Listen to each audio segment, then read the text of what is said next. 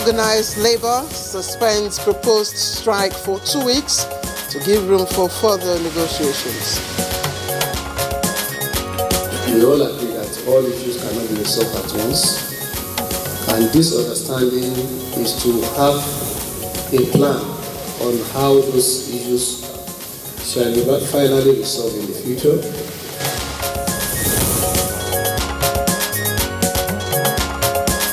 Nigeria at 60. Federal government urges religious leaders to champion national rebirth. This anniversary, distinguished ladies and gentlemen, calls for a rebirth of the Nigerian nation, and no group is more qualified to lead it than our religious bodies. INEC expresses preparedness for Ondo governorship election. We are satisfied so far with the arrangement. The EO in charge of the local government has confirmed that he has received all the non-sensitive materials. And on Good Morning Nigeria today, we shall continue our Nigeria at 60 series with a focus on political milestones.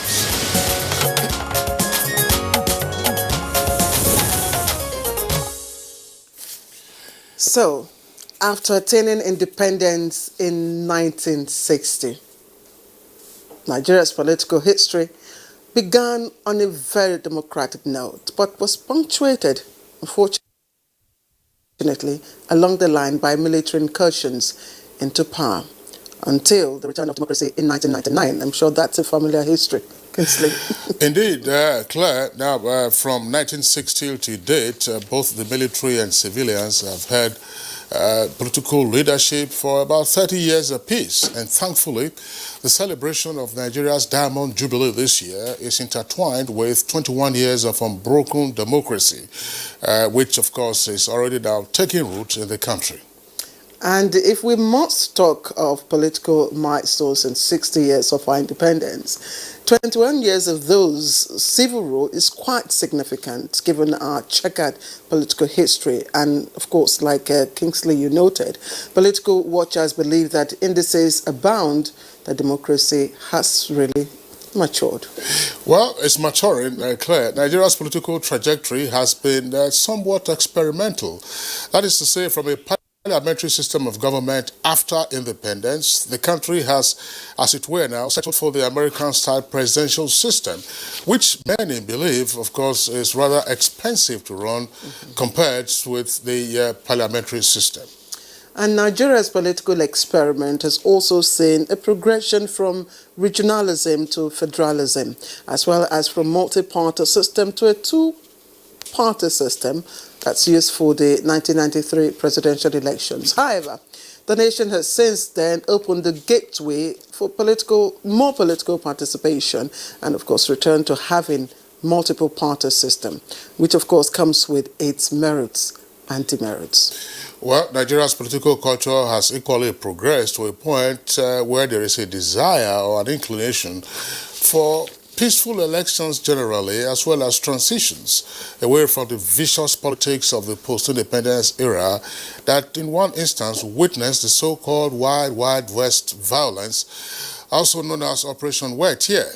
Now, our political history in recent past has seen a governing party, which was in office cumulatively for 16 years, lose the 2015 general elections to the then opposition party, which is now in power. Talking about the All Progressives Congress, APC. And drawing from that experience of just referenced, Kingsley just referenced, we've had political leaders such as former President Goodluck Jonathan, who said his political ambition is not worth the blood of any Nigerian. And after the 2015 general elections, he also made that historic phone call to President Muhammadu Buhari to congratulate him even before the conclusion of collation and final declaration of the winner. Of course, that peaceful transition in 2015 earned Nigeria tremendous respect from the international community, and it's also a milestone in our political history. Now, there have been attempts by successive administrations over the years to modify the nation's electoral system and laws in order to eliminate manipulation and violence, and such developments, of course, include the deployment of technology, just witnessed recently in the Edo governorship election, which had an outcome that resonated with Nigerians despite a few skirmishes in the lead up to the polls. So, Nigeria at 60. What are the political milestones? We've just given you some clues. What are the lessons learned and the way forward? Well, those are pertinent questions. We shall engage our guests in when we have our conversation segment. And Good Morning Nigeria, we're having two topics, by the way. The second leg, we deal with the deregulation of the petroleum downstream sector and matters arising therefrom. My name is Kingsley Osadolo, and I welcome you to the program, reaching you as always live on the network service of the Nigerian Television Authority. And we are broadcasting from our nation's capital, Abuja. And I am Claire Adilabu Abdulrazak, thanking you also for joining us this Monday. It's a very beautiful Monday morning here in Abuja, and of course, in a short while, we'll be bringing you the complimentary part of our program. We'll begin with the news, highlights of the morning news in a moment. We'll also take some snippets from our business news, and much later, Bayo will join us for the newspaper review. Guess who is on the news this morning? Lydia Odije Oche, after a long while. Lydia, it's good to see you again. Good to see you, Claire and Kingsley. Good morning, Nigeria, and this is the news. The tension which the planned industrial action by organized labor generated over the hike in pump price and electricity tariff has been doused, with the offer of some palliatives by the federal government to cushion the effect of the twin increases. The deal to suspend the strike was reached in Abuja after exhaustive negotiations between the federal government and labor, which led to the signing of a communique by both parties. Our correspondent reports that the agreed palliatives are to be in the areas of transportation, power, housing, agriculture, and humanitarian support. We all agree that all issues cannot be resolved at once. And this understanding is to have a plan on how those issues shall be finally resolved in the future. We have discussed the issue of the state of our refineries with timeline on how to achieve sustainable refining. Federal government will make available to organized labor 133 numbers CNG LPG driven mass transit buses immediately, and provide to the major cities across the country on a scale on the basis thereafter to all states and local government before December 2021. The federal government and labor also agreed to set up a technical committee comprising relevant MDAs, the NLC and TUC, which will work for a duration of 2 weeks, effective today, Monday, 28th September 2020, to examine the justifications for the new policy in view of the need for the validation of the basis for the new cost-reflective tariff as a result of the conflicting information from the fields which appear different from the data presented to justify the new policy by the Nigerian Electricity Regulatory Commission. And patriotism by the organized labor, as painful as some of the decisions are to your workers. You put the cause of our nation first, and you succumbed to our persuasions and agreed that we need to move forward in certain areas. We will continue to engage to ensure that the decisions we have arrived at tonight are implemented to the letter. Suspension of the strike is for 2 weeks, after which it will be reviewed for further actions. Earlier, the Speaker of the House of Representatives, Femi Gbajabiamila, had pleaded with organized labor to suspend the planned mass protest and strike action over the increase in petrol pump price and electricity tariff to avoid plunging the masses into suffering.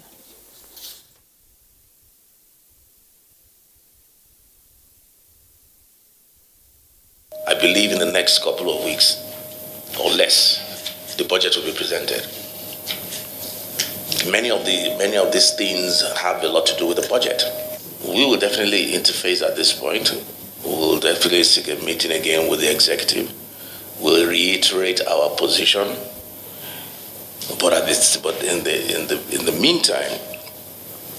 meantime, we would want to appeal to you, quite honestly, only for no other reason but for those people out there that. Away from labor matters now, clerics in the country have been urged to champion national rebirth with messages of peace and tolerance. This was at the interdenominational church service to mark Nigeria's 60th independence anniversary, which held at the National Christian Center, Abuja.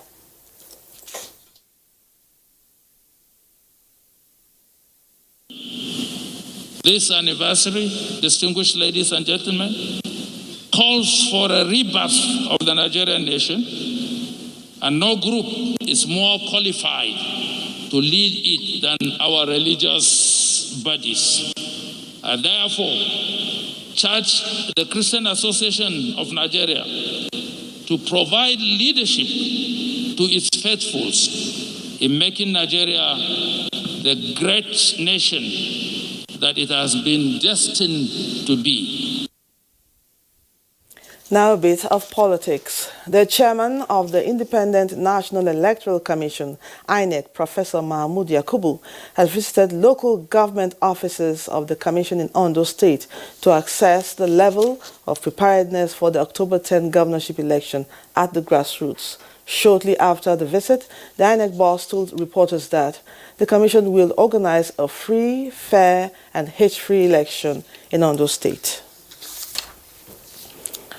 And now to coronavirus matters. Coronavirus cases update from the Nigeria Center for Disease Control, NCDC, reveals there are 126 new cases of COVID-19 in Nigeria, raising the number of confirmed cases to 58,324 in the country. Of the 126 new cases, the FCT has 30, Lagos 24, Rivers 23, Ogun 13, Katsina and Plateau have 9 each, Ondo has 6, Kaduna and Kwara states have 4 new cases each, Imo has 2, while Bauchi and Edo states have 1 new case each. Lagos maintains the lead in the breakdown of cases per state with 19,239 cases. The FCT follows with 5,674 cases, while Plateau comes third with 3,388 cases. 49,794 recovered patients have been discharged, with 1,108 deaths recorded so far. That's the morning news. The program continues with Claire and Kingsley after this break. Good morning.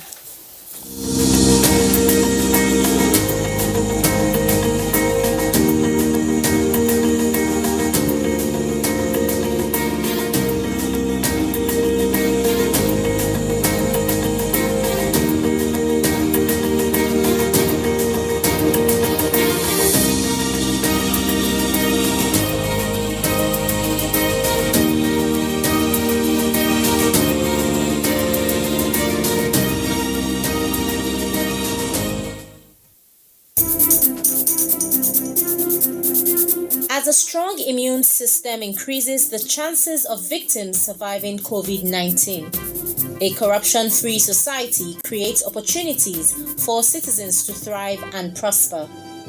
Build your immunity. Stop corruption now. Report all acts of corruption to ICPC on this toll-free number 0800 22 55 4272. This message is brought to you by ICPC and NTA. Hi. Hold on. Really? Yes. Kilo day, na so walk, the finish. Amaka kilo day, na so walk, the tire.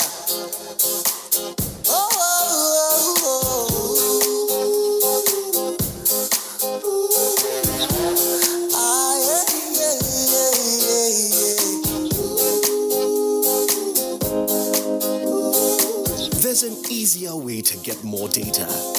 Get more out of life with the new Airtel data plans. Dial *141# now.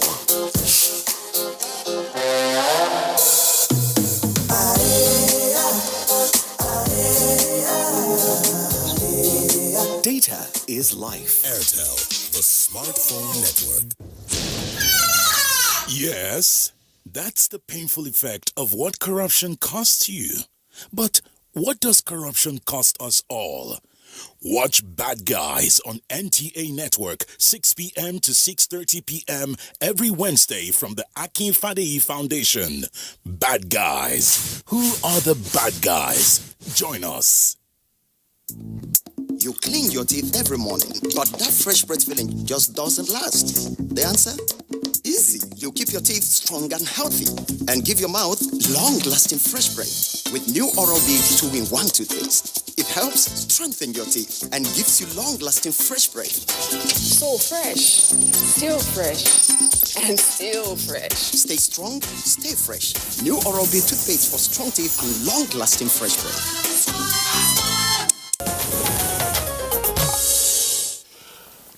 All right, you're watching Good Morning Nigeria on NTA's network service. Coming up next now is business news. And here's our correspondent, Chimobi Walter Nanji. Boosting domestic manufacturing of critical drugs and vaccines to ensure their sustainable domestic supply and reduce the bulk manufacturing costs of the drugs, herbal medicines and vaccines into Nigeria is the core of the over 100 billion naira earmarked for the health care sector in Nigeria by the Central Bank of Nigeria.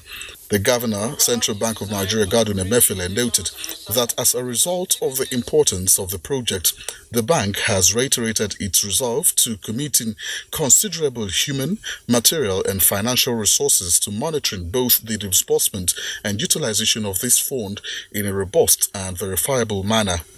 This program is directly in conformity with our resolve to diversify the base of the Nigerian economy, be a catalyst for job creation, and facilitate inclusive economic growth in Nigeria. With business news, I'm Chimobi Walter Naji. All right, thank you, Chimobi, for the business package. Newspaper review is coming up next.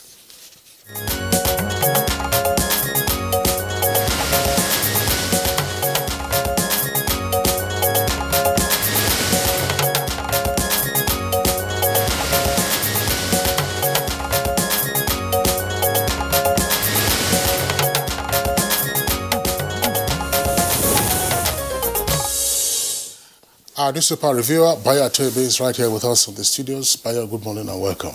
Good morning, Kinsley. Good morning, Claire. Bayo, good to see you. Thank you. Good morning, Nigeria. Okay. All right. Let me begin with the Daily Trust newspaper. The lead story is on the planned strike by Labour, and it comes with a kicker: fuel price and electricity tariff. Labour succumbs to pressure, shelves nationwide strike. Labour succumbs to pressure, shelves nationwide strike. With two riders, federal government orders discos to suspend electricity tariff hike and says fuel subsidy removal remains. You can see the photograph there on the front page. This was at the negotiation over the planned strike by Labour, and Speaker of the House of Representatives presiding over a meeting of principal members of the House Committee on Labour with NLC President, TUC President during the intervention meeting. That was also yesterday. 7 days after, anxiety at Zauzau yet to get new emir. And right at the foot of the front page, jubilation as Lekon wins BB Nigeria reality show. 2023, Obasanjo meets PDP leaders, and Tambuwal orders probe of SA's son in sex video, page 54. And then below the nameplate of the Trust newspaper, 3 headlines there. Oshibajo says Nigeria could break up if, find out what it says, page 10, greater detail. Again, Boko Haram attacks Zulum's convoy, that's page 53. 6 sins hindering Nigeria's development. First Indigenous Railway MD, hear him out, page 7. Clear. Okay, so let me take the Nation newspaper, and the lead story is still on the labor strike, and it says federal government shifts ground in bid to stop labor strike. And the riders to the left-hand column there, electricity tariff for renegotiation, NLC, TUC rethink industrial action. And you see the graphics picture story, the center of the paper, the front page there, the labor and government face-off, the issues, the figures, and the demands. And of course, you also have right there government's position outlined, the offer outlined, and how it affects the people for whom allegedly the strike will benefit. Now, of course, you also have other stories on the inside page relating to the strike. To other stories on the front page, Zulum's convoy, army recounts how soldiers, policemen were killed. It's right there on the front page. And El-Rufai awaits security report on Sazao Emirship candidates. It's trending at the foot of the paper. And a little below above the nameplate, ACF plans economic blueprint for North. Details of that on page 8. And Olamilekan, known as Lekan, gets 250 million naira votes. It's on page 8. It's there from BB Niger. And while housemates grabs 30 million naira. Now, CBN's rate cut triggers rush for equity, and how Nigeria can avoid breakup. That's by Oshibajo, that's the vice president. Okay, so. B. Well, the anxiety about industrial unrest has been put to rest. This was sequel to negotiations that began late yesterday evening and didn't end until about 2:50 a.m. this morning. But the agreement between government team and labor team comprising Nigeria Labour Congress and TUC reached certain agreement. First, they are to set up a technical committee of the ministries, department, agency, NLC and TUC to work and examine justification of new policy validation, particularly on the basis of the cost-reflective tariff as related to electricity.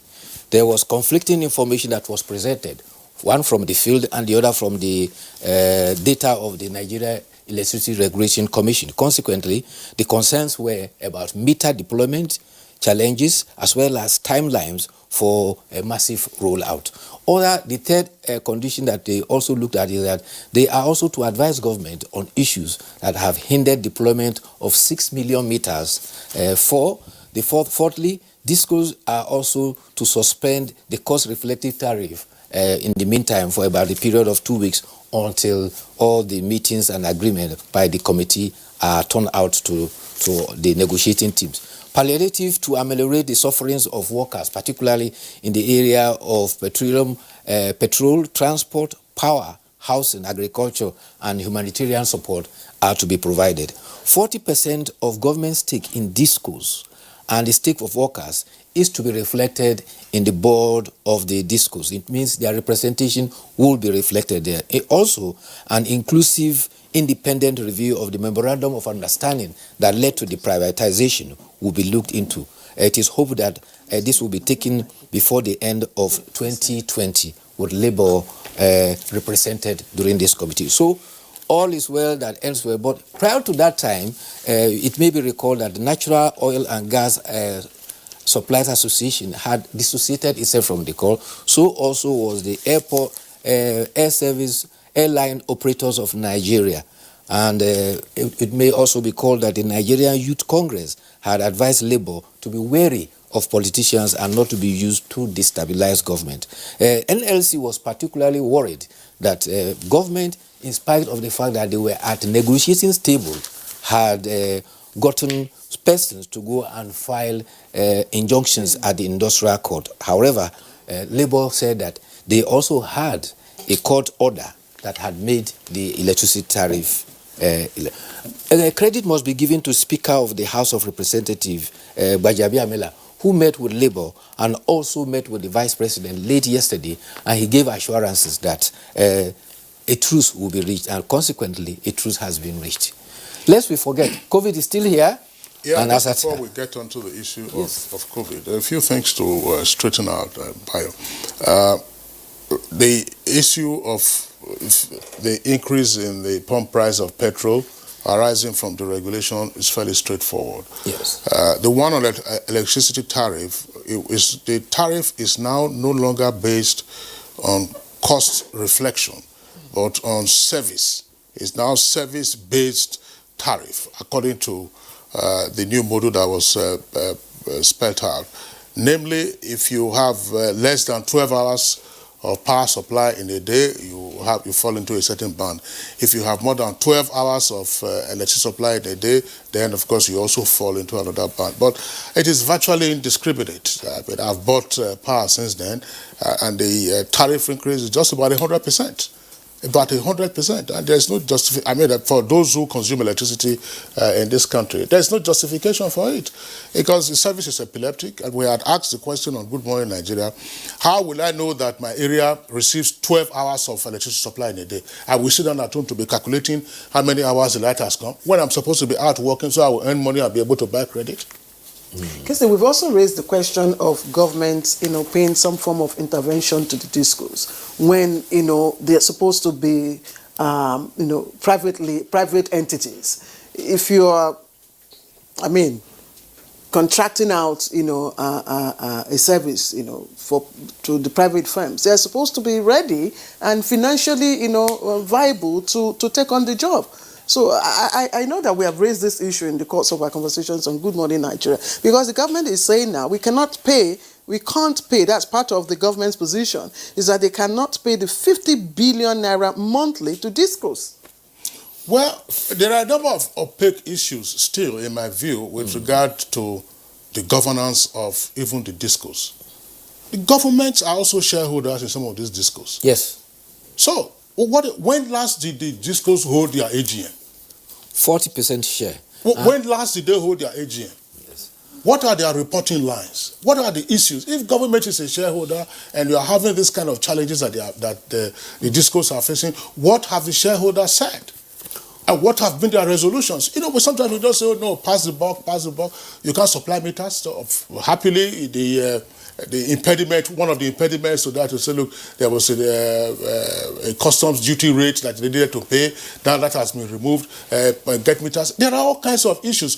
Consumers are still worried that some of the old NEPA habits haven't just been overcome. Namely, it is said or alleged that in some cases, even the discos don't get to collect the actual revenue and receive the actual revenue that are due to them because of the underhand tactics of some of their field workers. So yes. Some of the companies, I think it was some time ago, it was in the papers that those manufacturing the meters, cried out that they had run out of raw materials. Yes. So and the billing is based on the fact that if you have your meters installed, how many homes in Nigeria today can boast of meters? Yes, there's certainly a shortage in meter supply for consumers, and the blame is on both sides. Those who are supposed to supply electricity, some of their personnel benefit from not metering. Secondly, many of our competitors also employ personnel of the electricity company to make illegal connections for which they subvert the agency that provides electricity. And this is why a lot of people are still buying transformers. Yes. A lot of communities are buying transformers. In spite of the fact that for a long time there has been a principle that community should not indulge in buying transformers. But if people, out of frustration for wanting electricity, gather money and buy transformers, in spite of that, the electricity is still epileptic. But this is one of the conditions for which an agreement has been reached, for which Labour is also to engage government and the Nigeria Electricity Regulatory Commission within this 2 weeks period, and we hope they will be able to overcome some of those obstacles. We're glad that there's a truce now between government and Labour, and of course... If the agreement stipulates that there should be a suspension of the increase in electricity tariff, that should be implemented with effect from this moment. Yes. So that it doesn't become like what you find with the fuel station attendants. Yeah. They will say our engineers have not come to come and adjust the meter, to adjust it downward. But if it is to go upwards, you go to the filling station, is a new price that you see. But is that part of the agreement? What this paper is saying is that it is for renegotiation, not a suspension. They have suspended the reflective tariff for the period for which these negotiations by the panel set up by the federal government team and Labour team are to talk over. I hope they're listening to it. The rider is there on the front page of Daily Trust newspaper. To the rider to the lead headline, it says, federal government orders discos to suspend electricity tariff hike. The federal government will not be giving you an order to say suspend it in 2 weeks' time. The order is immediate, and we hope that any person who's going to buy electricity credit this morning goes there and he finds the new... they've reverted to the old rate. And by the way, this is part of what happened. When they had the switch to the new tariff, their online platforms were no longer working. Their online platforms were not working. If you try to buy online at some www address that you go to buy your power online, it wasn't working. You went to the AEDC office, say in Abuja, for instance, and they will be telling you POS is not working, cash, and they will print it in out 100%. Well, part of the offers now, if I could quickly read that before we take the editorials, payment of special allowances, disbursement of 2.5 billion naira for 50,000 levels 01 to 04 civil servants, mass housing scheme for workers, and special buses for workers to run on auto gas, and then metering of electricity consumers. So I think these are the offers. So there's a story we have to be of concern about. Attack on the convoy of Governor of Borno State, and it is the second time it's happening in less than a month. 2 convoys, actually. Yes. Well, so you can imagine. My advice, it's one, you sympathize with those the families who have lost their loved ones, soldiers in these attacks. These are security personnel trained at public expense and ordinarily required to provide security. But I think that the time has also come that Governor Zulum has shown a great deal of passion in serving his people. He was once a commissioner before he now became a governor, and he has shown that he wants to push back the advance of the terrorists or minimize their impact, the impact of the activities on the state. But I think it has become necessary for him to also now begin to take precautions. Yes. Indeed. It is not just sufficient to say you are going into an area. If you faced an attack once or twice in the past, and at some point, if you recall, I think there was the highway linking Damaturu and Maiduguri. There were terrorists operating there, and he himself now came. And of course, he had an altercation with some of the military personnel. It shows his passion. But you have a state security council. Your state security council, from time to time, should give you real-time intelligence so that you know where to go to and where not to go to. Because if the terrorists now believe that they can have a high-value target and put that target to sleep, then, of course, it becomes a different ballgame altogether. So, Governor Zulum, Professor, thank you very much, for your zeal and passion in serving Borno people. But it's time to also take precautions and then don't step into landmines. Security experts you need to fight another day. Security experts always advise that VIP in conflict area always attract bullet, because they want to make a point that they want to get across to the VIP. Yes. Okay, Bayo, let's quickly look at the editorial in just a minute. And it's all about the Edo election and triumph of democracy. That's how the Nigerian Pilot captions its editorial this morning. And basically what it's saying is that, Bayo, that, since for the first time since 2015, we've seen, an election, to use this paper's words, with less partisanship among security agencies, electoral officials, election monitors. We see voters, the people of Edo, fully ready to fight and defend the vote. And for this purpose, they largely rejected vote buying, minimal reports of violence, ballot box snatching, and so on. This paper says this is democracy in action. But the question is, can this be sustained and yes. replicated in... Agreeably, the editorial is saying that this Edo election has now set a standard, and that standard elicits hope for democracy in our nation. And all it is emphasizing is that participants, particularly politicians, should use this as a standard and should not move our nation backwards in the era of politicking. This should serve as a standard below which we should not fall against. And emphatically, they also said that the president also emphasized that this is an attempt to establish a legacy that will establish democracy on a sound footing. All right, Bayo, I did promise I was going to bring my yellow card. You forgot again? Yes, I forgot again. I don't know why I keep forgetting, but as Kingsley, enlightened us in one of the editions, it's Ogbani for this segment. What does Ogbani mean? It's completed. Fantastic. All right, Bayo Chebe, thanks a lot for being around. Thank we'll you see too. you again tomorrow. Okay, it's Good Morning Nigeria, live on NTA's network service, and we're broadcasting from our Abuja headquarters studios. We're taking a short break now. When we return, we'll get into our conversation segments.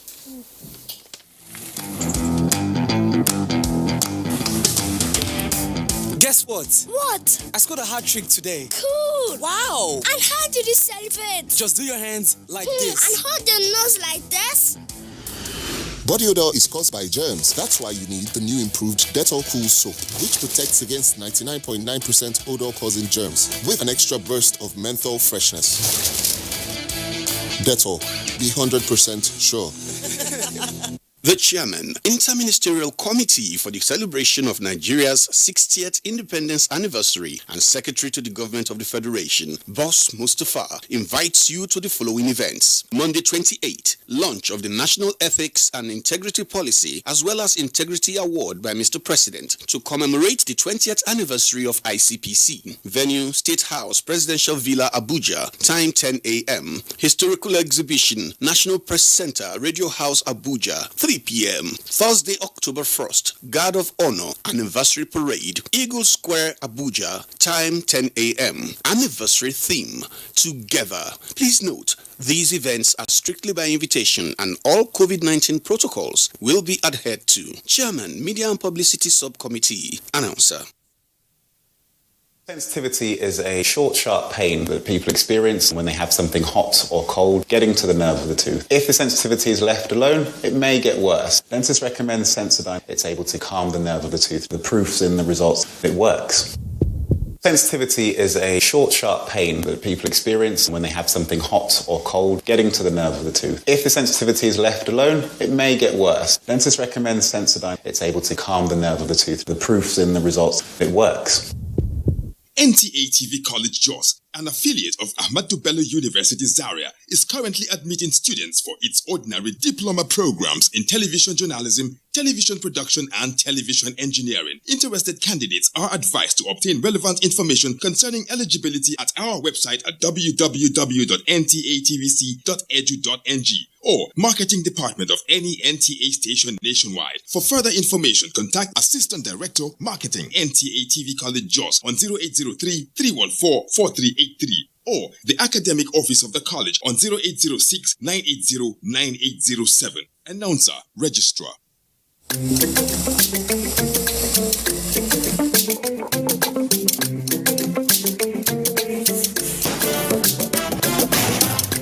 My tailor don't be your mate. He don't live for your grade.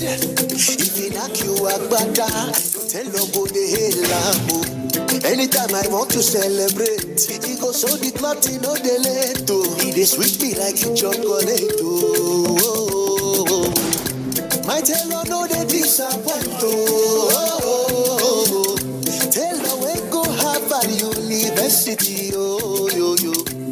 In the You don't go they jump like a baka. If you see my tailor. Make that switch today and enjoy all calls at 11 kobo per second. Free data on every recharge and double data for 3 months on the network with the widest 4G coverage. Okay, my tailor. Airtel, the smartphone network. All right, you are watching Good Morning Nigeria, once again still on the network service of the NTA. To begin our conversation on Nigeria's political strides at 60, here's a background up by our correspondent Abdul Malik Adio.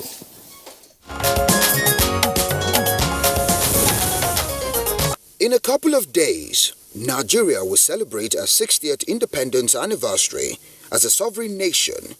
The flame of freedom once alight shall not go out again in our continent. The Diamond Jubilee is considered a remarkable milestone in Nigerians' history despite all odds.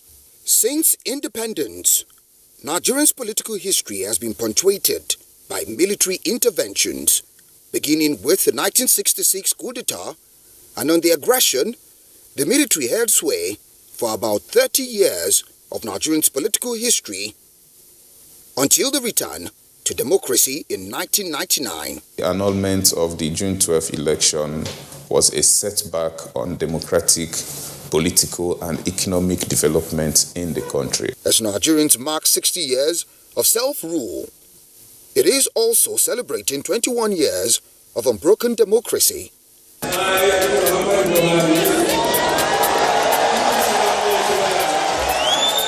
The nation's adopted system of government, which many affirm has come to stay and shaping our political history. Democracy experts believe have influenced a grip on democratic tenets, maintenance of peace and tranquility in Nigeria's development trajectory. If democracy is the path to El Dorado, as a lot of people, say, then political parties are the vehicles through which that road, is traveled. And therefore, it means that we must have credible, viable, strong, virile political parties in order to have a democracy.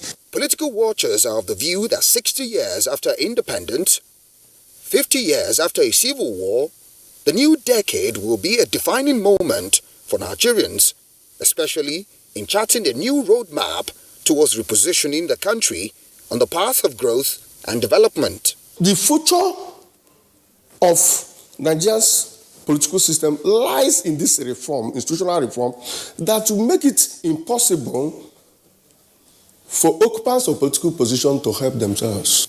Good Morning Nigeria today will focus on Nigerians' political milestones, the lessons learned, and way forward as a nation 60 years after independence.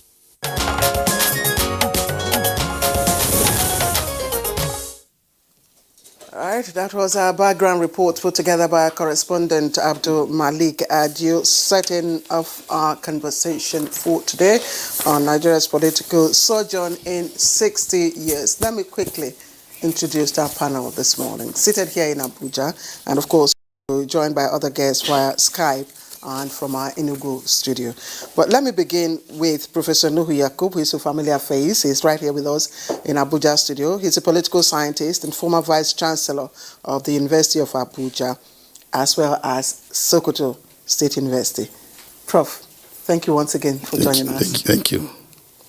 And we also have here in Abuja, Her Excellency Ambassador Nkoyo Toyo, founder, Gender and Development Action, former House of Representatives member, and of course, former Nigerian ambassador to Ethiopia. Thank you very much for joining us. Thank you very much. All right, and joining us from our Enugu Network studios, would like to welcome Osita Okechukwu, who is Director General Voice of Nigeria.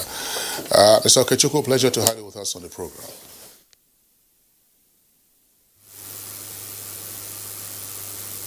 And via Skype with us this morning, Senator Gbenga Obadara is a politician and former lawmaker who represented Ogun Central Senatorial District. Via Skype, once again, Senator Gbenga Obadara. Pleasure to have you with us this morning. Good morning, Nigerians. Okay, so let's begin the conversation straight away. Nigeria, of course, is 60 this year, and we all know our political history has been somewhat checkered, achieving stability, as it were, for the past 21 years now. But regardless, I know that there are many ways of ticking off Nigeria's political milestones in the 60 years since we've been independent. So let's get the ball rolling with Professor Nuhu Yakub. Professor Nuhu Yakub, if you were to look at Nigeria's political landscape, what would you say have been the peaks and the lows for us? Thank you very much. Well, the peaks would be certainly the fact that despite all our problems, when I discuss the lows later, we have remained one entity, one territorial entity, and it is a milestone achievement, as a matter of fact, because right even before independence, we had misgivings about the British creation called Nigeria. Some people said, we have our differences, we can never stay together. And if we have been able to weather the storm since 1960 to date, I think that it should be a major achievement. And also the fact that even when there was, clear, attempts at integration in 1966, 67, 60, 70, the patriotic zeal of Nigerians to remain, together triumphed, and by 1970 the Civil War came to an end. So I think we should actually be grateful to God and also to the spirit of Nigerians that we have remained one since 1960. The lows, of course, for me as a political scientist, is the fact that we have had attempts made to scuttle democratic development in this country, and it's a major low for this country. And despite the fact that from 1999 to date, we have had, unbroken, attempts at elections. And I want to make a distinction at this point between, having electoral democracy and substantive, what I call, or normally refer to as substantive democracy. Electoral democracy is what exactly, and even that one, I don't think that even the practitioners will agree, in their heart of hearts, that we are having electoral integrity, election that is, credible, and there is, the voters have actually made their choices, and those choices, glued with the aspiration of getting a democratic entity. So, but for substantive, we have to aim at substantive democracy. What I think we should have is, yes, at intervals of 4 years, since we have adopted the presidential system of government, it should be possible to actually allow votes to count, and that those who actually won should be allowed to take the mantle of leadership as, mandated by the people. Secondly, it is very important that when we talk about democracy, there should be the absence of violence. This is a critical component of the Nigerian, so-called democratic journey. That, anytime, either when I write or when I present papers or whenever I have opportunity like this to make discussions on Nigeria's democracy, I tend to actually score the Nigerian democratic attempts very low. So these are some of the things. Then finally, one of the lows of this entity called Nigeria is the fact that we have never been able to build a united country. Go to a place like Ghana, ask the average Ghanaian, where are you from? They will tell you they are Ghanaians, first and foremost. Nobody is thinking about Ashanti or Ewe. Or you also go to South Africa and you ask the South Africans, where are you from? Which ethnic background are you from? They say, no, there's nothing like ethnic background. We are South Africans. And I think this is what we have not been able to get very correctly. And it is quite painful that we have come this low, in the sense that it was in this country, somebody from either Sokoto or Kano, Sokoto, became a mayor in Enugu at a point in time. So in this country, we have had, for instance, the current Honorable Minister of Internal Affairs, Mr. Arabeshola, served as a commissioner in Lagos State. And several other Nigerians have been, co-opted in terms of, or integrated into, places of location where residents, where they are, to participate in the goings on in terms of politics in those areas. But beyond that, the rate, the extent to which you have ethnic, awareness and nationalism, macro-nationalism, I call it, is something that is actually disturbing to any Nigerian who is bent on actually having a Nigerian who thinks of himself or themselves, first and foremost, as a Nigerian. All right, Prof, thank you very much. Thank you for the points that you've raised. Ambassador Nkoye Tuoyo, you've listened to Prof. At 60, here in Africa, or in the part of the world really, at 60 you were admitted into the club that we know as the Club of Elders or the Club of Senior Citizens. Nigeria is 60. Can we be admitted into that club politically? Thank you very much, Claire. Very important question, and thank you to the everybody. Thank you, Nigerians.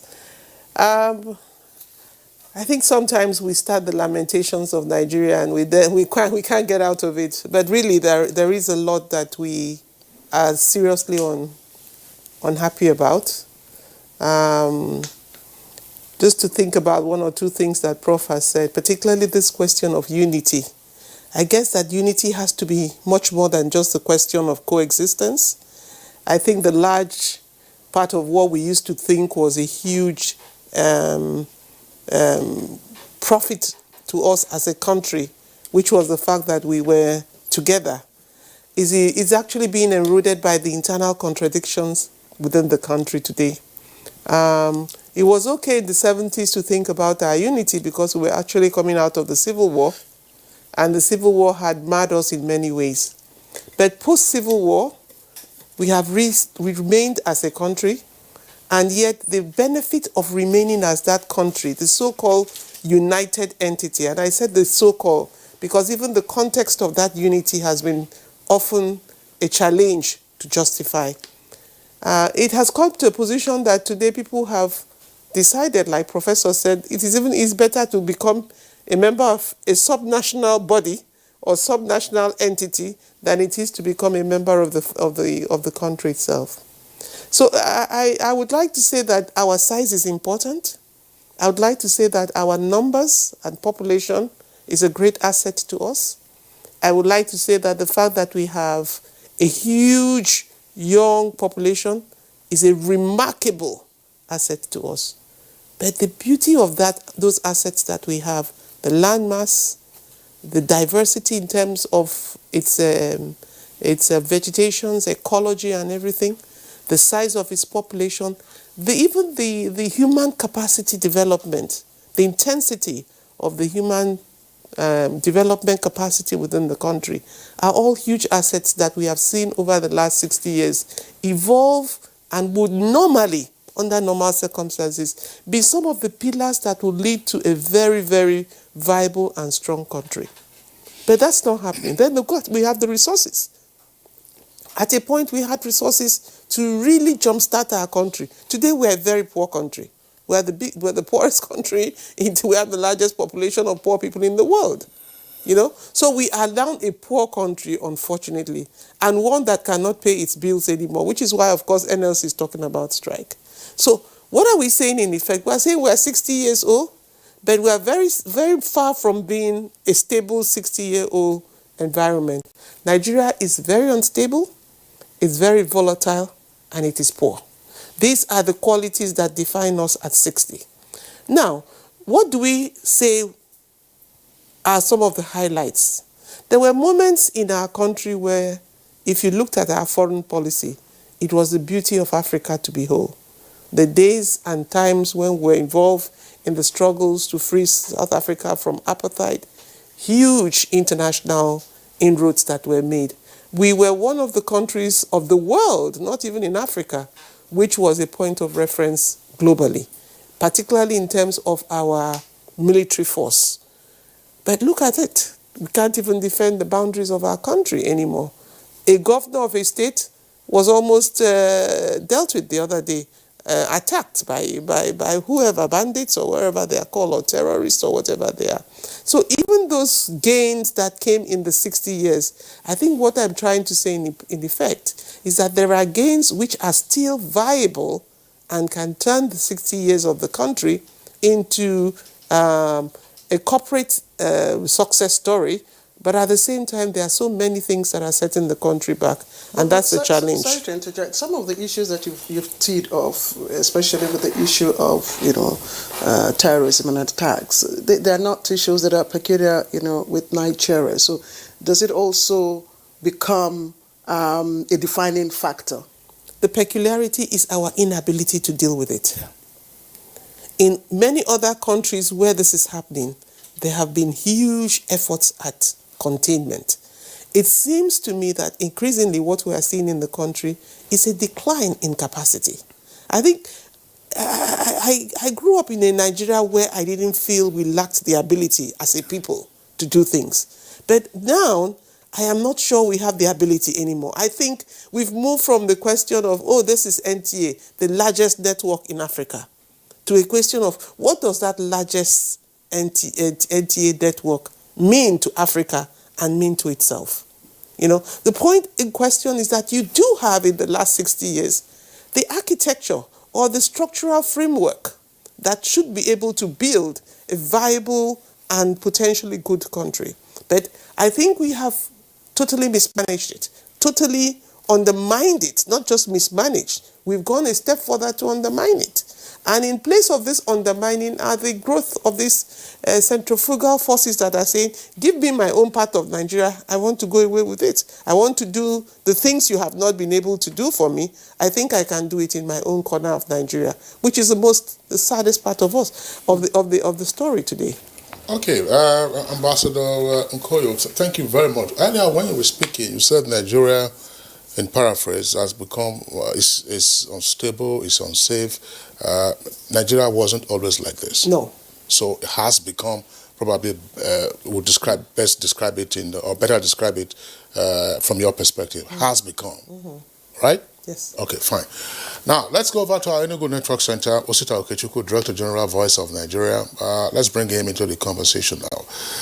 Tell us, from your own perspective, what Nigeria's political odyssey has been 60 years on. For me, Nigeria had engaged in phases of development. If we start with social infrastructure, I was 5 years old when we became independent, and we had only 2 universities then. Today we have over 200 universities and polytechnics and colleges of education, both privately owned, federal government owned, and state owned. For me, it's a big achievement. If you head to fiscal infrastructure, we have more federal and state roads asphalted across the country. In some states of the Federation, from town to town, you have asphalts. In some other states, you have seen improvement in the average standard of living. And we know the drawback Professor Nuhu talked about and Her Excellency talked about, but that is a phase in development across all countries of the world.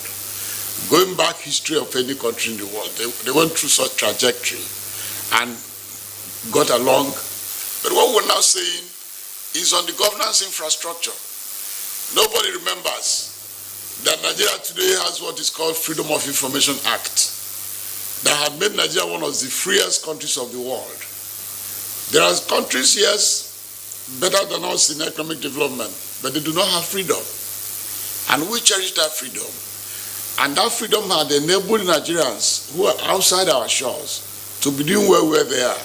Because if you grow up in Nigeria, you have a sense of self-worth. Yes, there are bickerings among the ethnic groups, but the irony is that I do not know any ethnic nationality that have no problem of their own within house. So it's not as if it's we versus you. No, that erosion of is a very, very utopian assumption. Yes, you are Igbo. If the Igbos are one, then everybody. The Igbos are not one. The Hausas are not one. The Yorubas are not one. The Tips are not one. The Shekiris are not one. The point of the matter is that this is our phase of development.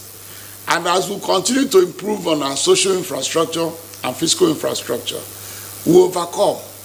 I see Nigeria getting greater by the day because as growing up, I know there are trajectories of drawbacks, yes, but the point is that a holistic view of the country shows that Nigeria is developing at a very rapid rate that will take us to the giant of Africa that we are.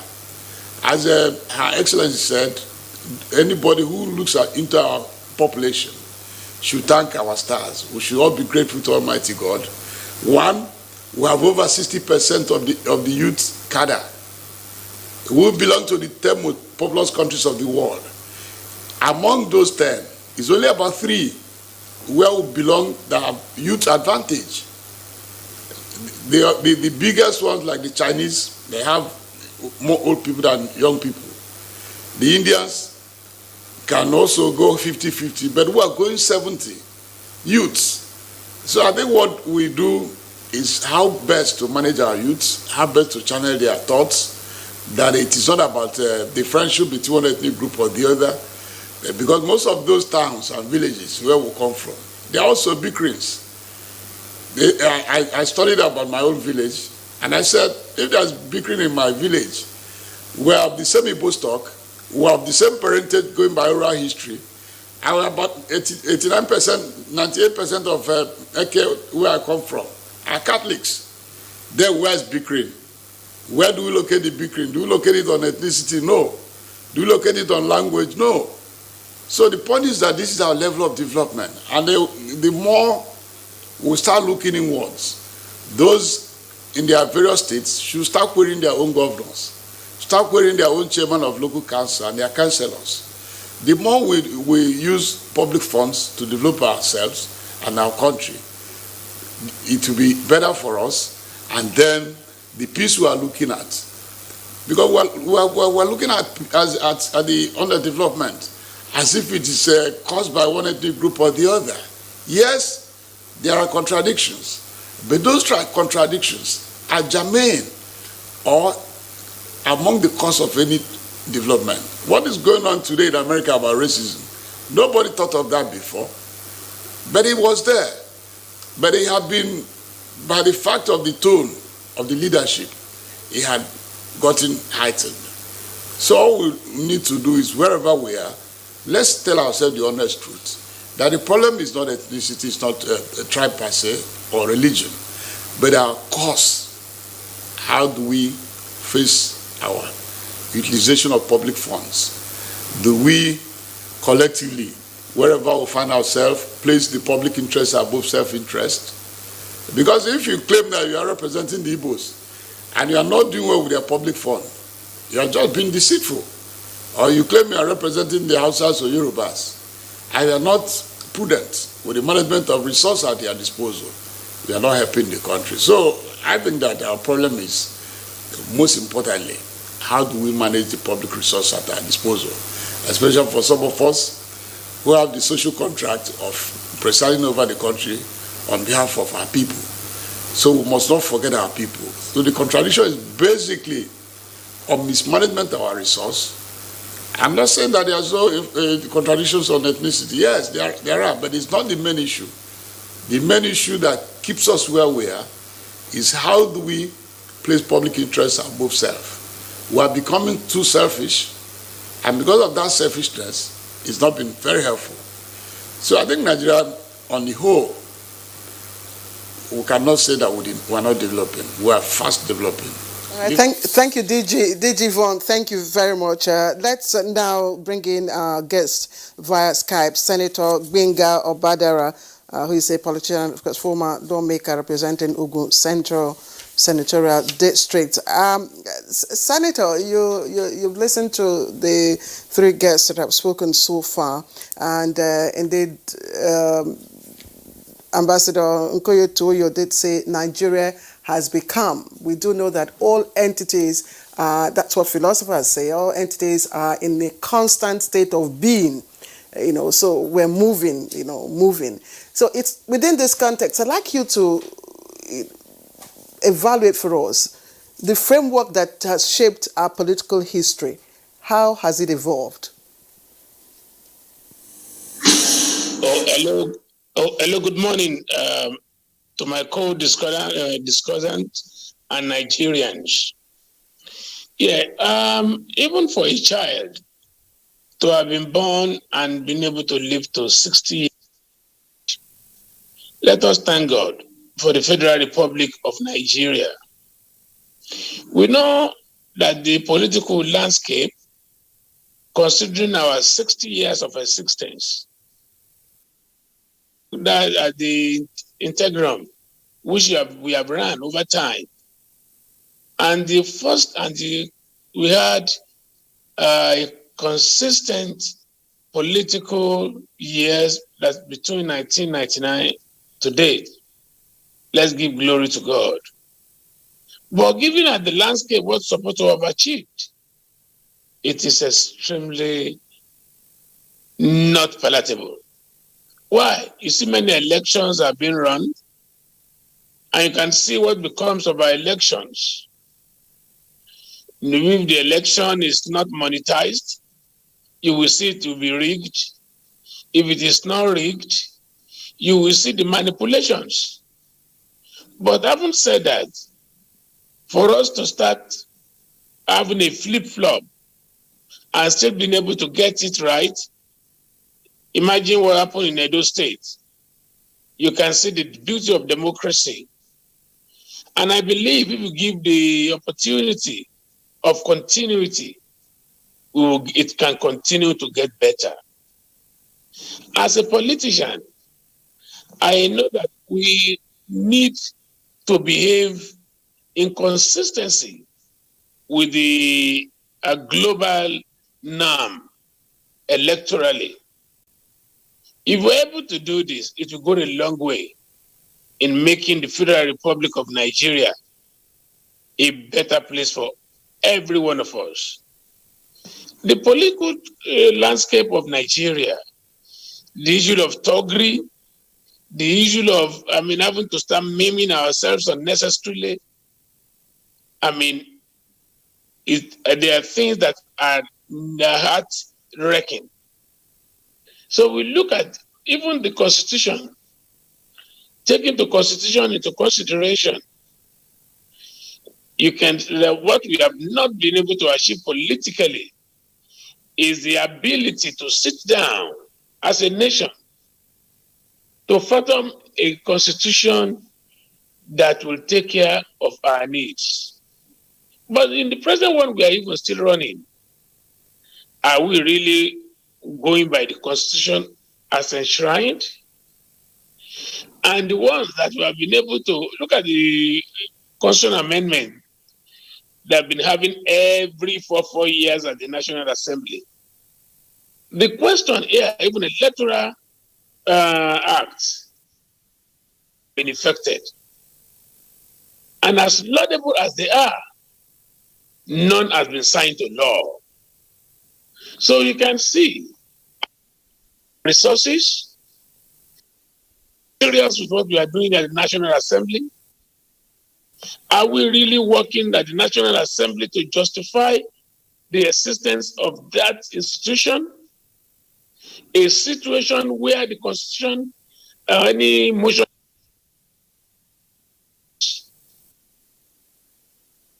We're sorry, I think we've lost a connection to Senator Gbenga Obadara. We do hope to reconnect with him. Do we have him on? Okay, Well, okay. So we'll return to you, Senator, once we are able to establish the contact. Let me come back to Professor Nuhu Yakub. I asked Senator Obadare a question. I said, looking at the framework that shaped Nigeria's political history, how has it evolved?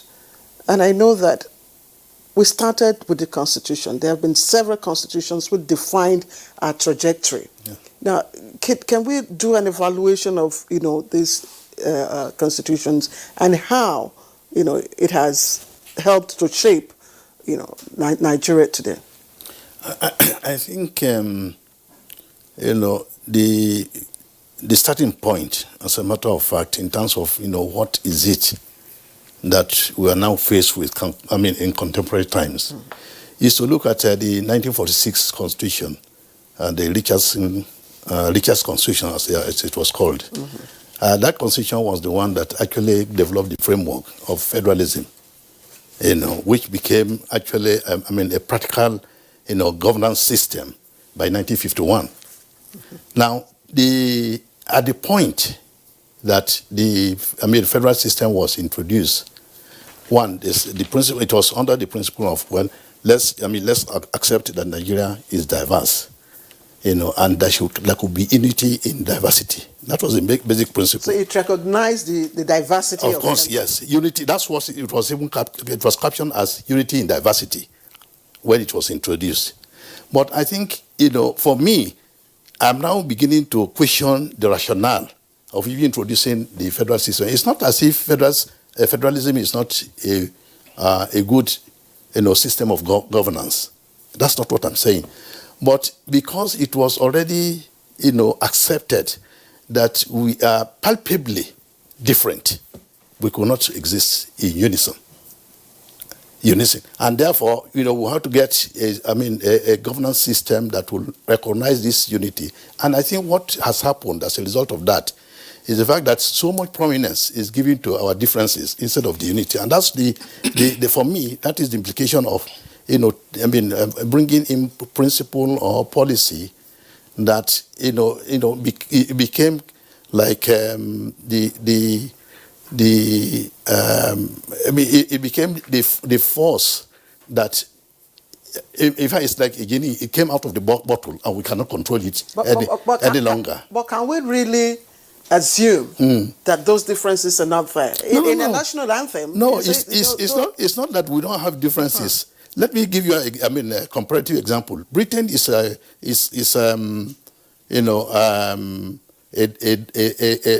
country... Confederate.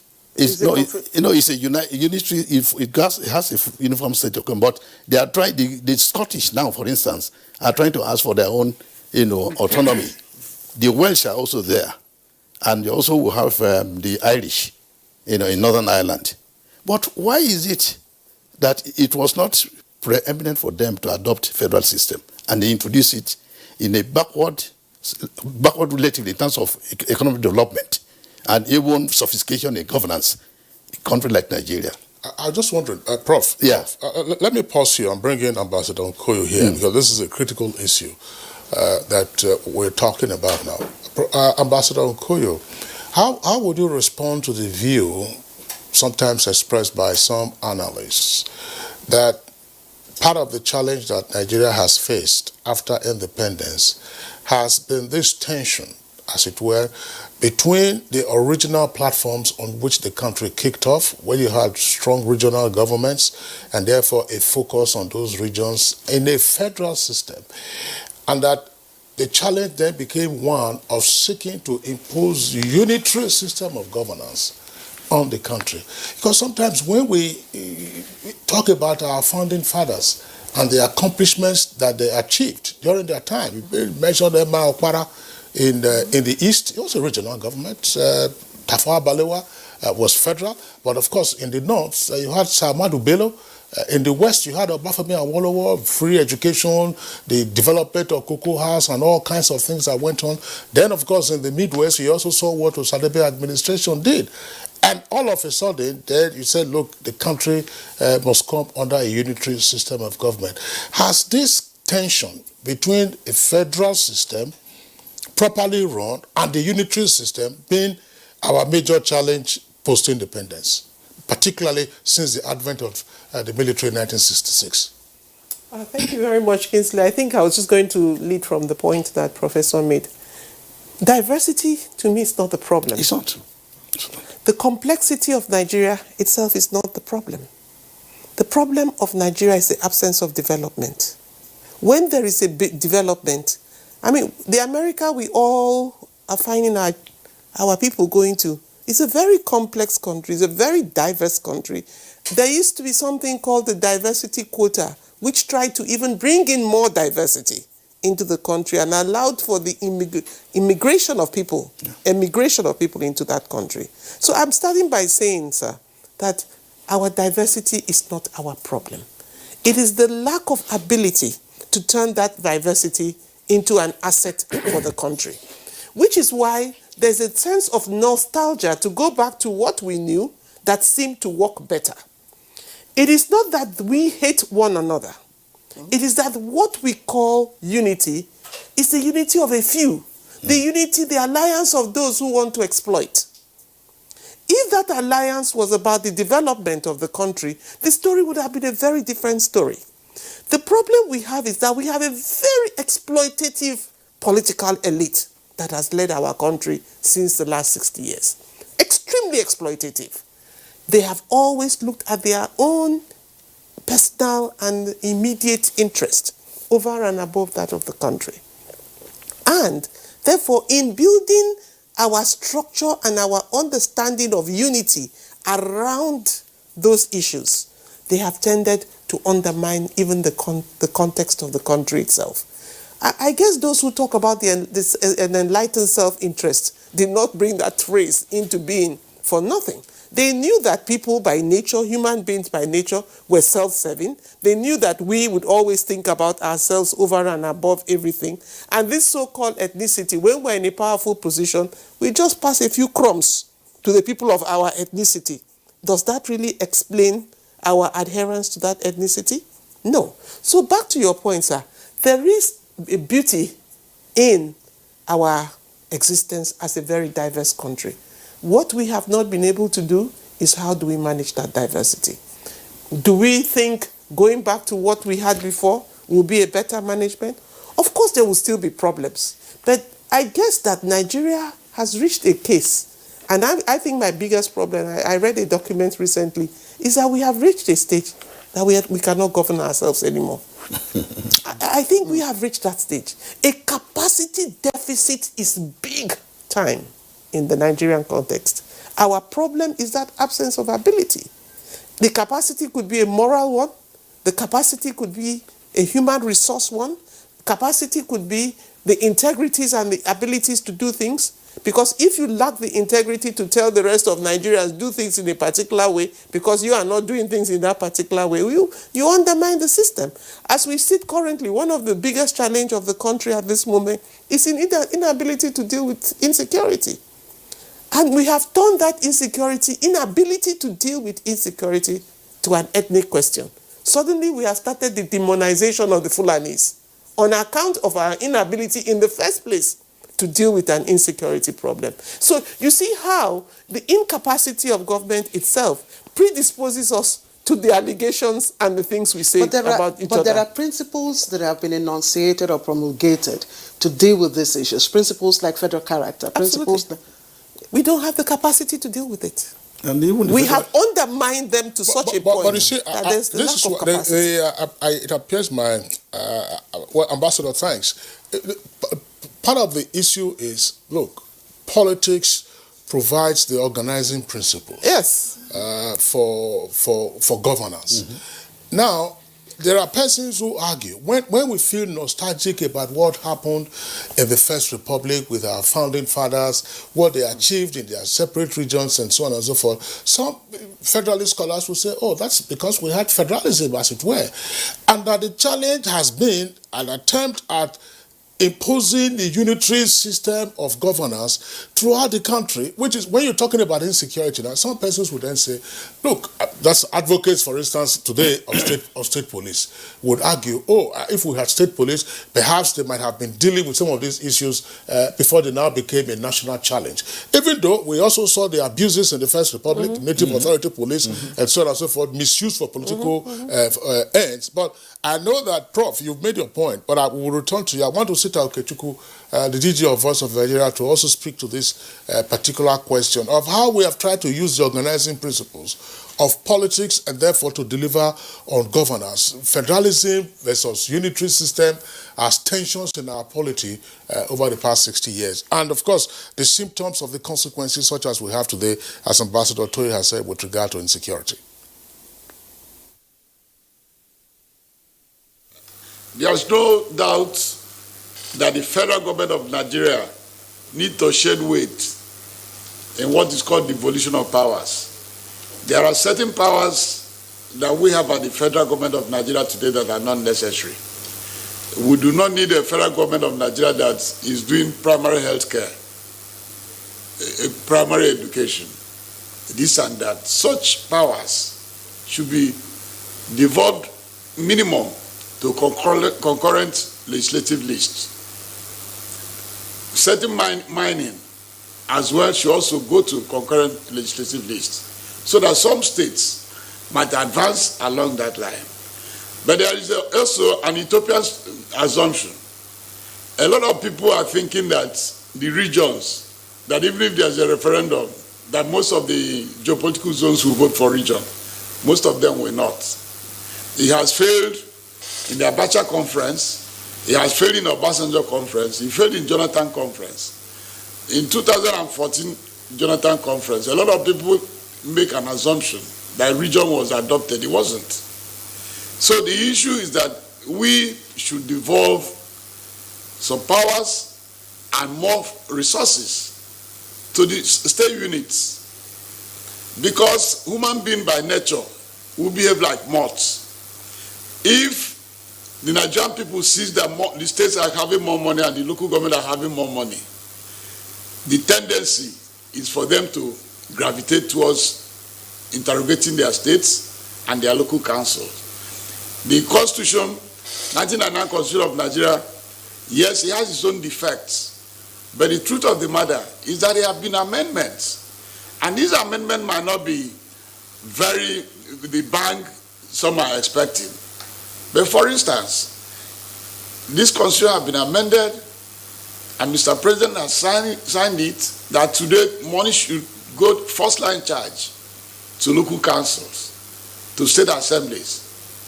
And he had also backed it up with the Executive Order 10. The Executive Order 10 was to give life to that amendment. But guess what? It's been opposed across party lines by most governors. They do not want the state judiciary to have a first line charge of direct funding. They do not have the local council to have a first line charge. But if they do, that will be better for the country.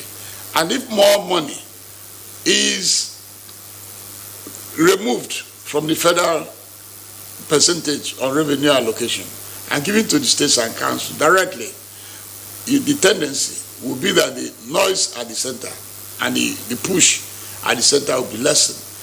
Throughout the whole federal system of government, there are areas that the federal government of Nigeria should manage, and there are areas they should devolve between the federal and the states, concurrent, and some directly to residual list that the subnational government will be in charge. But let nobody start thinking that if there's a referendum today, that the geopolitical zones will agree to have one government at the regional level. No, it had failed roundly. Why it failed is the same I pass my neighbor syndrome. The people are not looking at development from direct management of public, how is public fund managed. Some are even happy. They will tell you that their brother, yes, are you trying my brother for stealing? What of the other man? No. We should join hands and interrogate our leaders on how they manage our public funds. Because the selfishness tendency is what is undermining our growth. And without development, we'll have more agitation by the day. We'll have more insecurity. Look at, for instance, the issue of agriculture. Mr. President had in the past 5 years initiated what is called the Anchor Growers Program in our agriculture, which gives the community ownership of whichever crop that is arable in their own land. And luckily, the country is well endowed with arable soil, that one crop or the other that grows in the north, some grow in the south, some grow in the west, some grow in the east. So we should start looking at what are those potholes that is leading us to insecurity, that is leading us to corruption. Those potholes is potholes of underdevelopment, the absence of growth. And we can grow, and we can only do it ourselves. But if we continue to march on ethnic basis, that this ethnic group is our enemy, if I don't appoint my brother to a high office, it will be bad on my side, we cannot go anywhere. But I think we shall overcome. DJ Von Osita Okechukwu, we understand you've got a flight to catch, so we'll just appreciate you at this point for your contributions and wish you safe flight to your destination. DG Osita Okechukwu, Director General of Voice of Nigeria, joining us from our Enugu studio. Thank you. Thank you. Okay, let's again bring in our guest via Skype, Senator Gbenga Obadara, before we come back to Ambassador Nkoyo Toyo. Can we have him on? Is he on? Okay, fine. Senator Obadara, well, I'm sure you have listened. We lost our connection with you earlier on.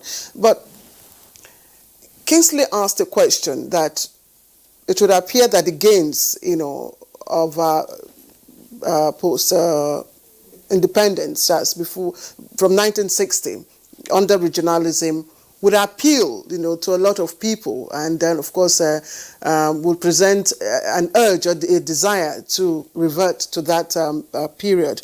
But the convergence opinion here in the studio from our two guests would appear that we do not have the capacity to deal with the gaps in our diversity, which is development. From your perspective, how do we begin to develop this capacity?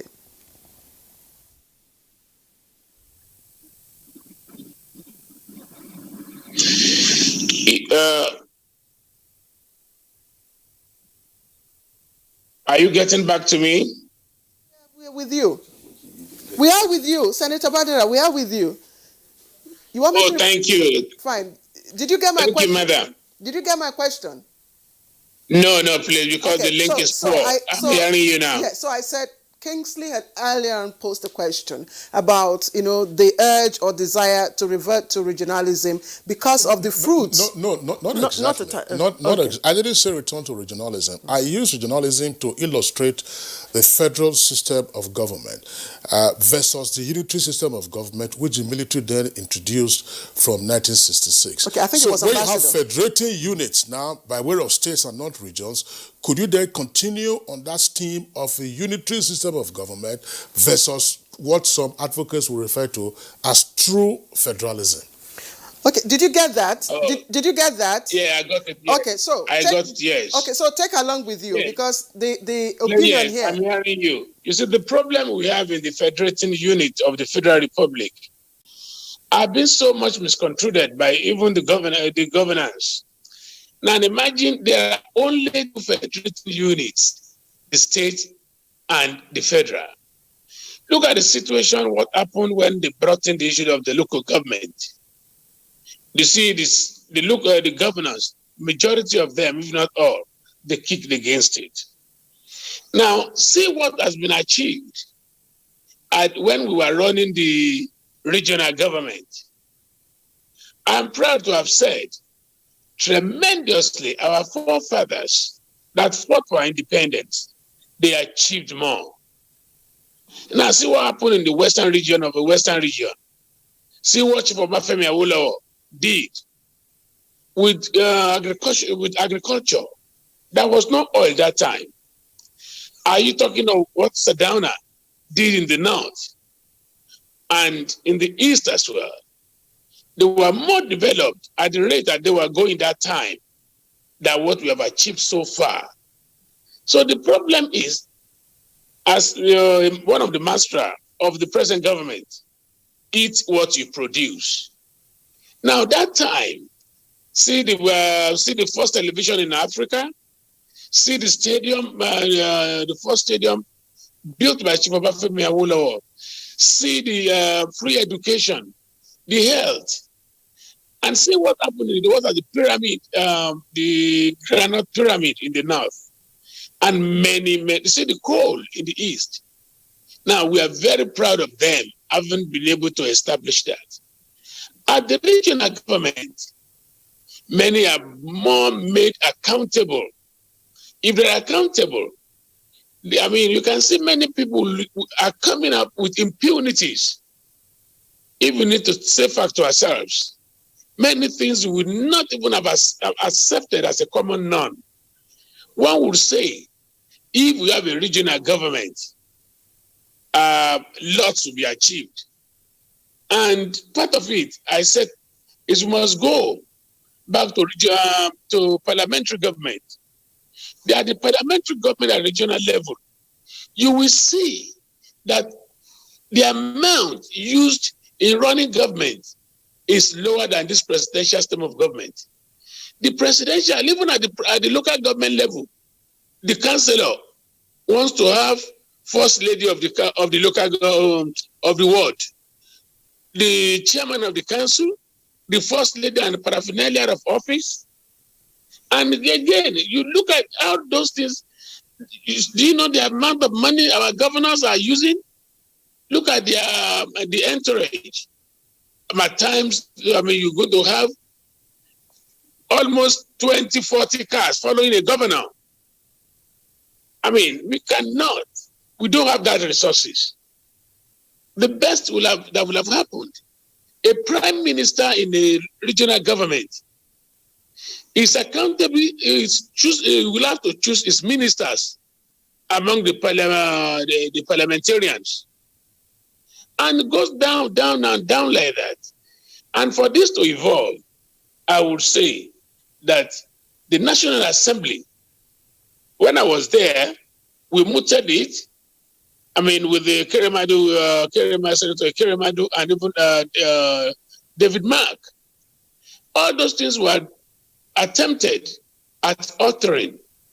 But then, what are we really seeing in the Federal Republic of today? I still take it that the best for Nigeria to achieve, if we are not going into a big problem because we don't have that money, we must cut our clothes according to our size.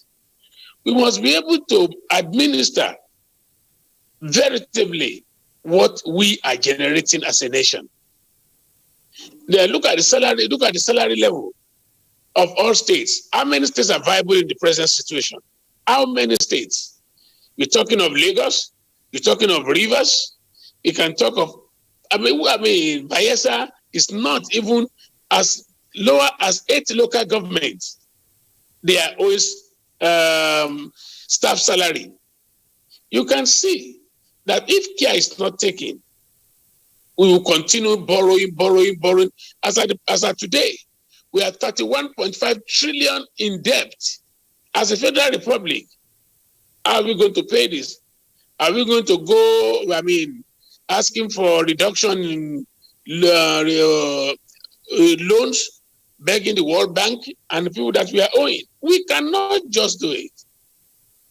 Put you on hold. Thank you. We've noted your point. Let's come back to Ambassador Nkoyo Tuoyo.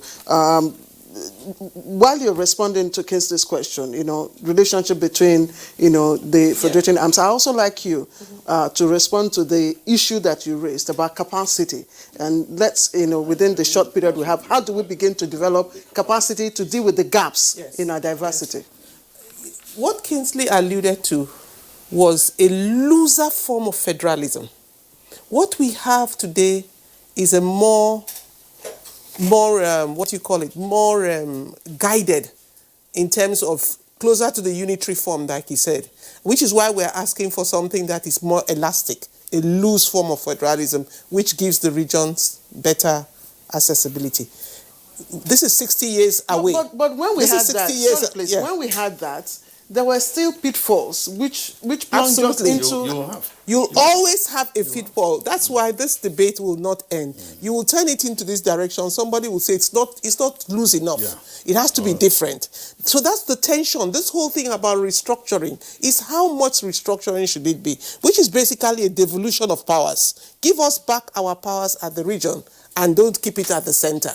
And then you will see that at some point when you give it all to the region again, the region will begin to say, you've given us too much, take it back. That is the nature, the cyclical nature of this business that we are getting into. But if we had development, and then people were able to deal with these conversations in the context of development, then you find that we are dealing with a totally different discussion entirely. The reason that we are dealing with it in such an ethnic coloration that has cost us a very fractionalization or fragmentation of the debate itself is because of the absence of development. So there's a conflicting of so many ideas in one. On the one hand, we are saying we want to develop. Give us the ability to develop. Let's go away and develop at our own different paces and forget about trying to do so as a government. Where the problem has been with this federal system we call Nigeria is what the Osita was trying to talk about. Trying to do everything from the center. In the end, what we are saying is, you still need a center, but do less things and let the regions do what they are doing. That's the whole debate. But you mustn't take away the fact that the absence of the capacity to do. Look at the quality of the human resource based on the quality of the education, based on the quality of governance, based on it is layered. A capacity problem is what is building itself out there in Nigeria. We never had this capacity challenge at the beginning. And some persons would say, even the what was our population, Kingsley, at the time? Well, probably. Even the census. What was the level of urbanization at the time? Hang on, Ambassador. Yes. Even our census figures were contentious. Yeah. And the level of urbanization was of course. So we're living on subsistence mostly. And so we could manage our economy at a very different level. Today we have a totally different pattern of existence. A large majority of our people are still living at subsistence level, but a more significant level have become urbanized. They have no attachment to land. The amount of land you have for the development of your people has reduced. The human ratio to land itself has changed entirely. So you are dealing. There's a sense of romanticism about the past, which we are holding on to. But you don't blame us for holding on to it because the present has not given us any hope, and therefore yes. I'm going to ask Prof. Is it also necessarily the case that almost virtually since independence, our politics has been geared more towards crisis management rather than getting focused on governance to deliver the public goods? When you look at the military regimes, were, were military, nobody invited them, but they had to be watching over their shoulders because they could be overthrown at any minute. So they had their own class contradictions. Yes. Then the political class came. Second Republic, they had their own class contradictions. Now you have the Fourth Republic, and the class contradictions have become so exacerbated, resulting in the symptoms that we are seeing now, namely part of this, Ambassador Okoye says, glaring lack of capacity to provide governance. Yeah. Well, I guess we cannot run away from this systemic crisis we're talking about. Absolutely. Yeah, we cannot run away. But I think again we come back to the point raised by Her Excellency the Ambassador, that is the issue of capacity. And I think for me, what has eroded our capacity, even if we had it, comparatively, it was much better in the First Republic. There's no doubt about it. But the fact of the matter is that, the extent to which we have been so much saddled with corruption, and that has diminished the capacity of government. There's no doubt of it. Absolutely. I had the opportunity of, heading an institution, and I ask myself the question: if government voted this sum of money to carry out a project, and if it was not done, how do we define the development or the progressive development of the university? We will not have. So I think we need to actually look at the governance system in terms of how do we actually bring in the necessary discipline to ensure that whatever is available, the resources, because actually I don't even see why we should be the poverty capital of the world. Given the resources that she mentioned earlier, and others have also mentioned. But who should drive it? Who should drive this? That's the point. It's all of us now. It's all of us now. The way I look at it, because Chinua Achebe said, the problem of this country is certainly the question of leadership, and I also added that it's also the question of followership. It's a question of how do we actually get the leadership to come to terms with the fact that whatever is the aspiration of whatever is the conceptualization of development that the leadership is thinking about, do they actually, have they actually mobilized the people to come along with, such aspirations? Well, okay, I know that there are many perspectives to this matter. Some persons, again, Ambassador Okoye already warned us about being so romantic about the past, but we cannot but be romantic about the past. When you hear some Nigerian analysts tell you, oh, look at Malaysia, oh, look at Singapore, oh, look at Korea. We're the same at that time. We were the same when we were even slightly ahead of them. But Korea had a modernizing military force. Absolutely. When they were in power. And Singapore had political longevity. Lee Kuan Yew, check out how many decades he was in office. Could you have had a Lee Kuan Yew in Nigeria stay for that long? No, but we also had a program. It's just not the longevity of service or being in service. Yes. But the fact that there was a program that Lee Kuan Yew, brought into being. And what might have happened? I know we're getting pressed for time now. Yeah. What might have happened if the First Republic had not collapsed in January 1966? Well, it's hypothetical now. We can't actually provide empirical evidence to justify what we're going to say. But the fact of the matter was that there was a trajectory of development going on at that point. And if it was only a question of, if the military had, excused themselves, they would have still been, there would be muddling along. But at the same time, lessons like will be learned. India has done here. Yeah. All right. Let me come in here. Professor Nuhu Yakubu and Ambassador Nkoye Toyo. This is just the first in a series of discussions we'll have, on this issue, Nigeria at 60. So I'd just quickly like to appreciate both of you. Professor Nuhu Yakubu, who is, of course, a political scientist and former Vice Chancellor of the University of Abuja and Sokoto State University. Thank you, Prof, for sharing your thoughts with us. Quite insight. Thank you. Claire, I shan't leave you without one word. Yes. The young people of Nigeria don't think as we're thinking in this room.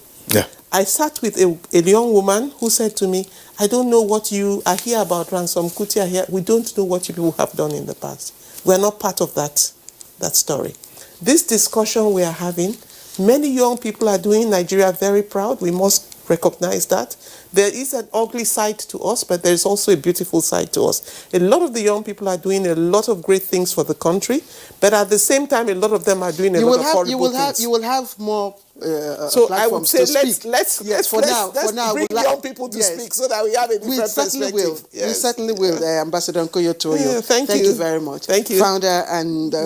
sometimes we talk about the youth. Some people talk about the youth, and then you don't find that canalization of their energies into the mainstream issues or activities of the country. Ambassador Nkoye, that's a dire warning. The youth are just on their own. The distance between them and us just might become do this for the youth. Exacerbated. Do the same meeting for the youth. Might just be, we've always had young persons, engaged on our conversations from time to time. Thank you.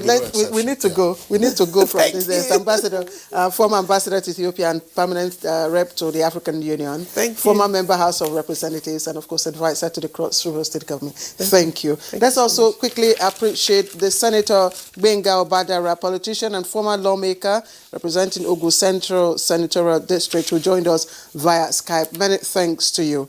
And, of course, to all you that have sent your tweets, quite a number of tweets you have sent in. Thank you. Let's take a short break now. When we come back, we'll look at labor, suspended labor strike and deregulation.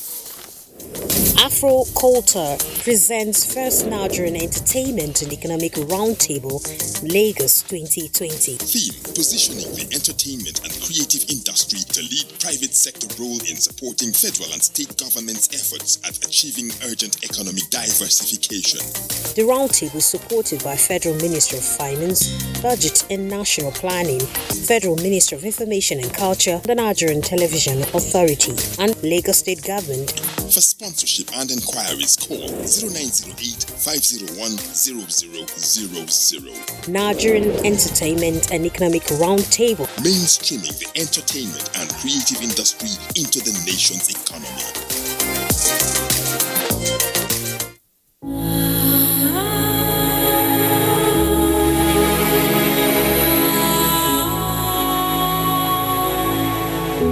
Nigeria is a rich nation of green land, rich resources, countless crops and commodities sufficient to feed and provide a means of livelihood for her teeming population.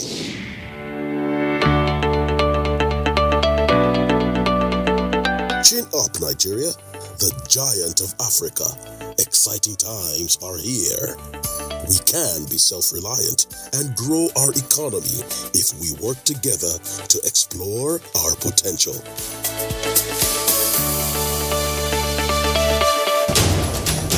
It takes a whole nation. Let us get involved. Buy Nigerian to grow Nigeria.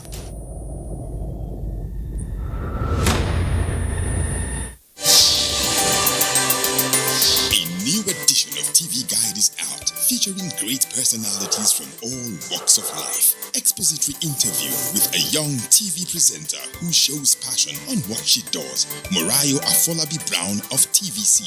Pick a copy of this compendium of mind-blowing stories and get abreast with issues as regards media convergence, leadership, health, star profiles, star programs, fashion, sports, human angle stories, and lots more. Meet some media professionals within our space who have paid their dues in no small ways. TV Guide, very incisive, very educative and compelling. Grab a copy at the vendor near you or NTA stations nationwide. TV Guide, your indispensable companion.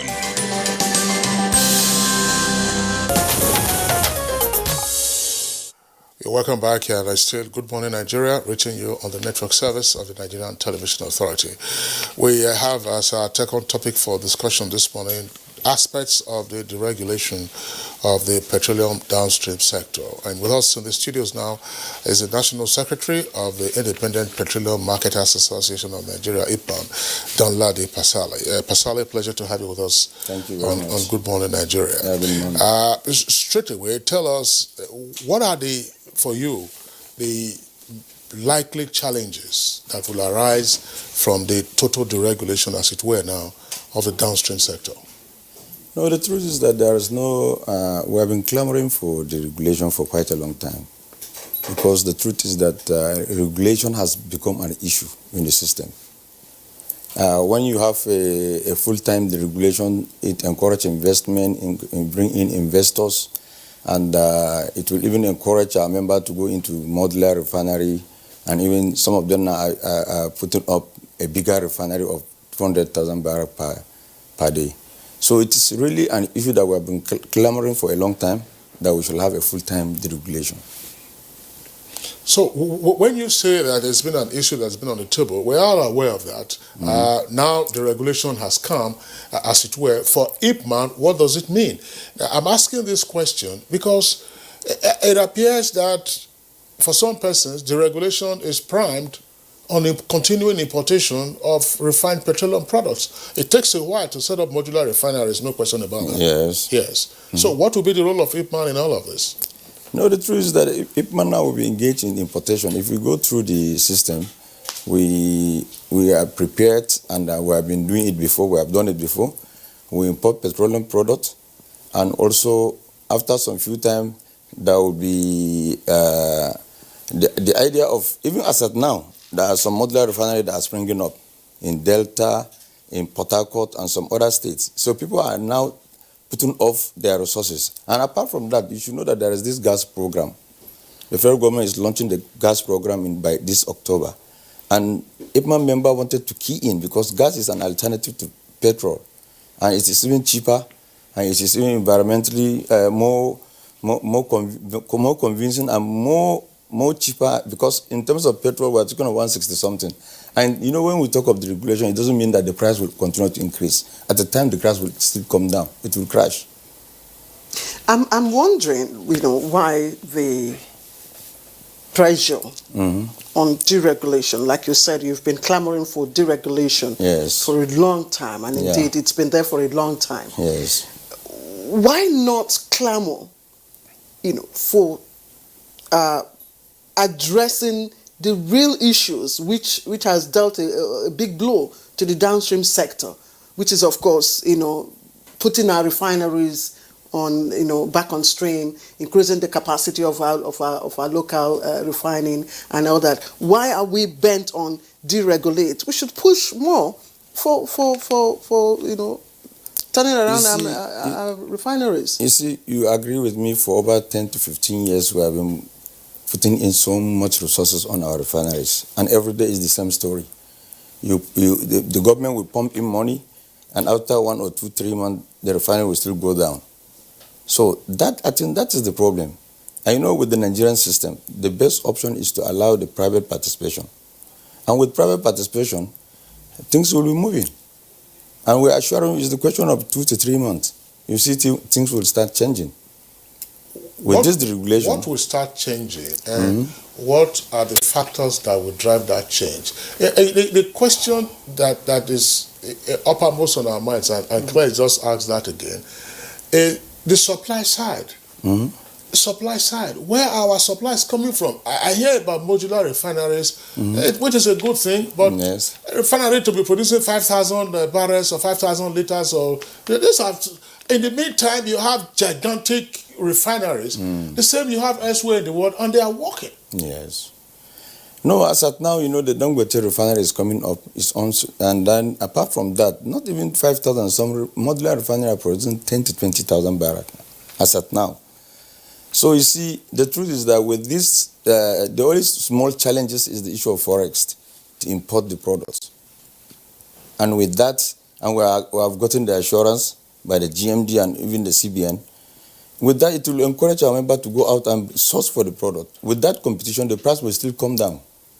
How would the price come down? I mean, you are importing products, you are importing external inflation, you are importing external job costs, high job costs, you are importing externalities, and you are saying that the price will come down. In fact, I want you to respond to this speculation or this view that if we are not careful, consumers will be at the mercy of marketers who can fix their prices arbitrarily, take it or leave it.